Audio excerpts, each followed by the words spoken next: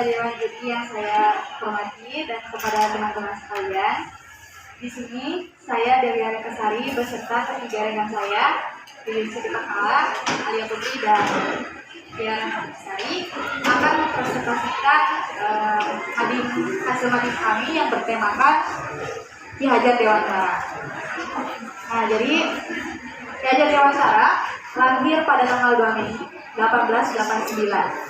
Hari kelahirannya diperingati sebagai Hari Pendidikan Nasional. Maka dari itu, Ki Hajar Dewantara dikenal sebagai Bapak Pendidikan Indonesia. Kenapa Ki Hajar Dewantara dikenal sebagai Bapak Pendidikan Indonesia? Karena Ki Hajar Dewantara berhasil membangun sebuah perguruan nasional, taman siswa. Nah, dalam membangun sekolah yang bernamakan Taman Siswa ini, Ki Hajar Dewantara membuat 3 semboyan yang berbahasa Jawa. Ing Karso Sung Tulodo, Ing Madya Memerkarso Tumuli Hade. Jadi makna dari ketiga semboyan yang dibuat oleh Ki Hajar Dewantara ini, yang pertama, Ing Karso Sung Tulodo.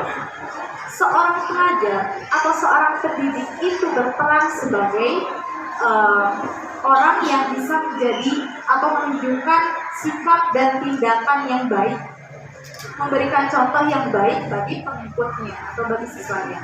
Yang kedua, Ing Madya Memerkarso.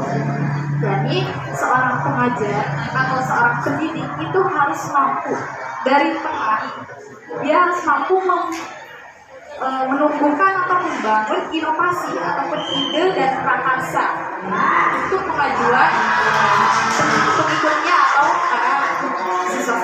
Dan yang terakhir, Tuturi Hardayani, yang berarti bahwa dari belakang seorang pengajar atau seorang pendidik mampu memberikan dorongan atau memberikan motivasi kepada para pengikutnya ataupun siswa-siswinya untuk bisa menjadi siswa-siswi yang bergerak selangkah lebih maju demi kemajuan pendidikan Indonesia.